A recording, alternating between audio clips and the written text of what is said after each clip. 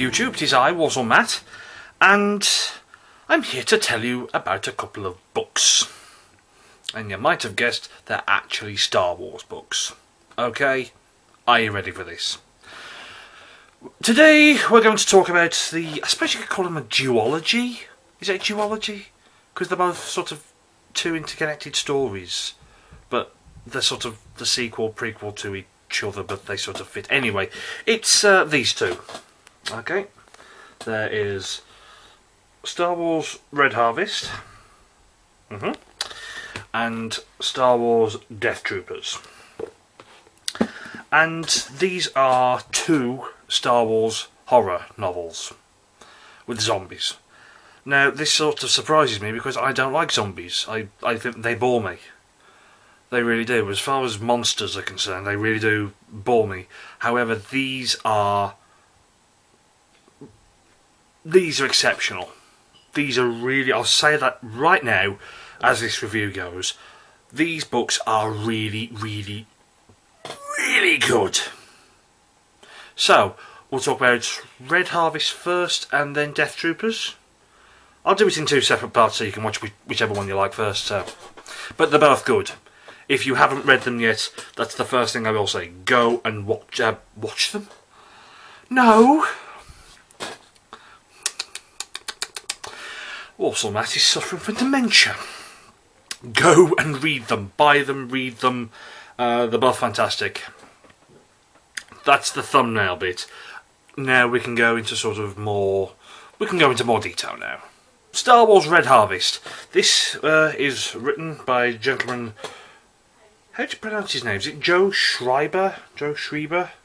I've heard it pronounced as Joe Schreiber.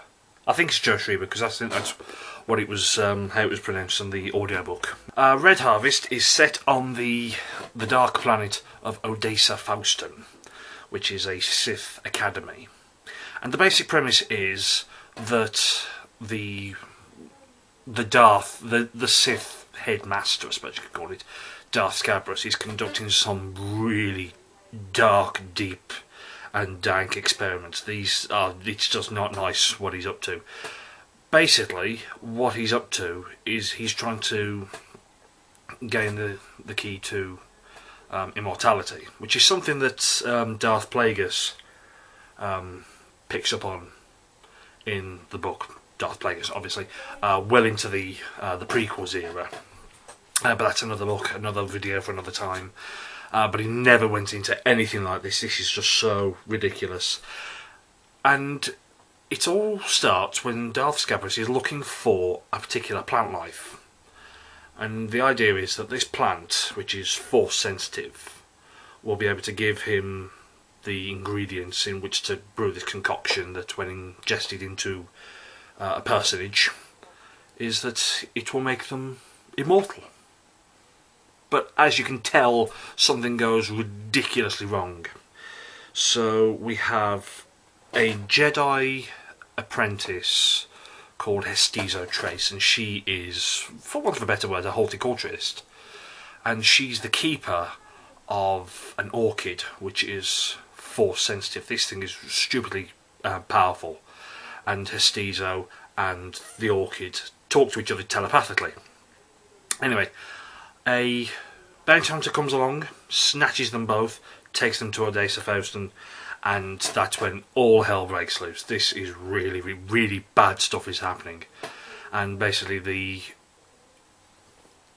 the orchid is ingested into the machinery, but the containers break open and the solution becomes this airborne virus, which basically turns everybody who isn't immune, obviously, into zombies. Okay, what is good about this book? Well, practically it is a dark, gory, gritty little story, and it goes into so much detail. This is what fascinates me. I don't like reading about the Jedi. They bore me. You know, it's a case of, oh look, good guys, and blah, blah, blah. No, forget that. I want to read about the bad guys. I want to know what makes the Sith tick. This is set 3,650 years before the Battle of Yavin, which is the big Death Star battle at the end of A New Hope. And this just goes into so much.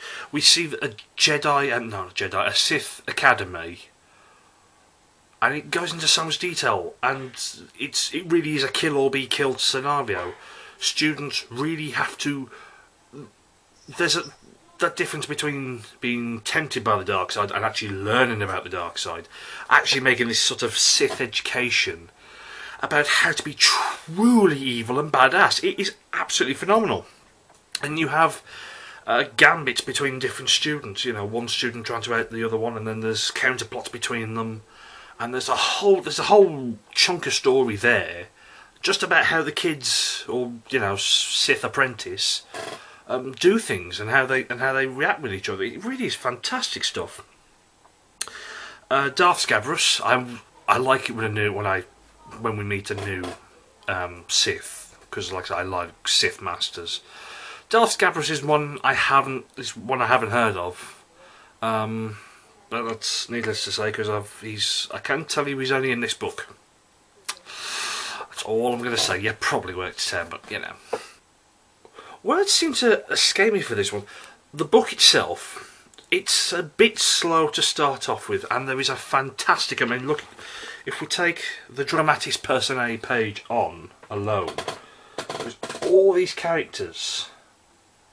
And that does become very confusing very, very quickly because you don't quite know which way the story's going. But Treba tries to keep the narrative all on one plate. He does keep it on Odoacer first, and we're not galloping across the galaxy between different characters and different times. It's sort of the happening of the here and now, and he does try and keep it very self-contained, which is what works because everything goes to hell. There's, you know, the ships are not working, and you know, everyone's dying, and everyone's being turned into zombies, and everyone's trying to kill each other, and everyone else is trying to survive. And Darth Scabrous has got this incredible plan in motion, and so it really is a fight to survive book.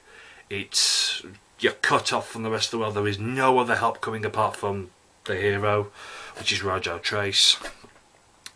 And I can't express this in any more than it truly is a fantastically good, solid read. All you got to do is you just got to take it a bit slowly, just to map out in your head who's doing what.